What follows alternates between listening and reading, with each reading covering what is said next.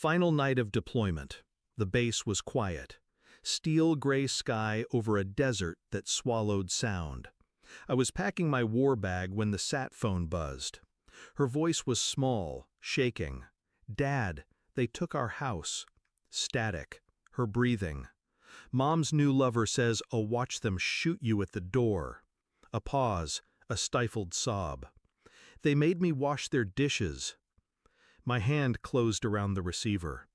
"I told them you'd make them regret it," she whispered, but they just laughed. I shut my eyes. Counted my own breaths. "Stay in the bathroom," I said. "Count yours." I signed my discharge papers without ceremony. I was going home. It wasn't the threat that caught me off guard. It was her laughter in the background. Not my daughter's, my wife's. Once, her voice was my anchor. Letters to the front, calls during patrol rotation. Now it was lighter, sharper, directed at someone else, the lover. A man whose name I didn't know, but whose fingerprints were now all over my life. He was in my house, my kitchen. He had my daughter washing his dishes like a servant, and my wife let it happen. I wanted to believe this was some fever dream born of too many months in the field. But her laughter was too real, his voice too casual. The betrayal wasn't sudden. I'd seen hints in her letters, vague excuses, delayed replies, questions about how long I'd be gone. But the scope of it? The audacity? They'd stripped me of home before I'd even set foot on the tarmac. The plane ride home was silent planning. I didn't rush in. Soldiers who rush in don't last long. Instead, I found a motel 2 towns over, bought a burner phone, made a list. I started with public records, deeds, bank transactions, court filings.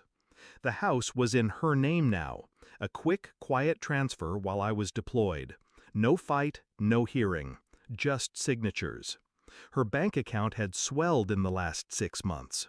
Wire transfers from a limited company tied to a private security contractor. His name appeared on 2 of them. I traced his social media, pictures of my living room, my dog, now wearing his collar, my daughter off to the side, her smile stiff, her eyes dim. Each detail was around in the chamber.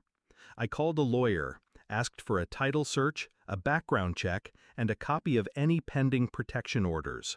There it was, a preemptive restraining order request, unsigned but ready. She was planning to lock me out before I arrived. They thought they were ahead. They had no idea how far behind they really were. The background check on him was surgical. Private security was the polite term. Mercenary work was closer to the truth. Fired from 2 contracts for disciplinary violations. One incident involved a civilian. He'd avoided charges thanks to sealed testimonies and bribes. The title search was better. He didn't own anything in his name. Everything he touched was hidden in shell companies, except one property, a cabin, purchased with cash 5 years ago, by my wife. Dated 2 months after I left for my first tour. I knew then this wasn't some wartime fling. This was a double life, built in my absence, funded with my paychecks, protected by my trust. The envelope I prepared for them was thick. Every record, every picture, every lie. I sent it through my lawyer to their front door. I didn't knock when I arrived. I didn't have to. I stood at the curb, war bag at my feet, watching through the open blinds as they tore into the envelope. Her face drained first, then his. She said something sharp. He slammed the table.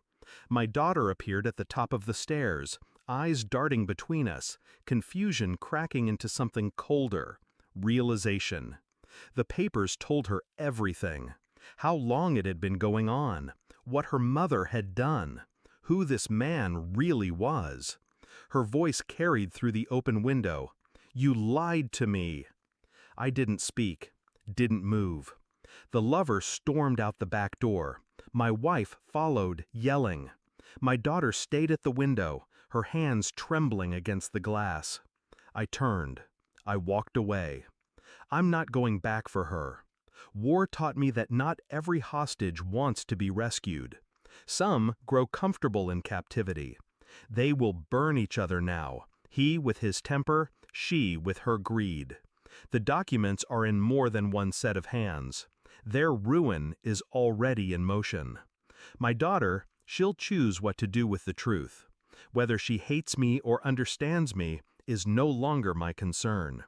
I fought wars overseas. I've learned to walk away from lost ground. Some homes can't be taken back, only erased. Moral of the story? When betrayal wears the face you once loved, you don't fight to win it back. You fight to bury it so deep it never rises again.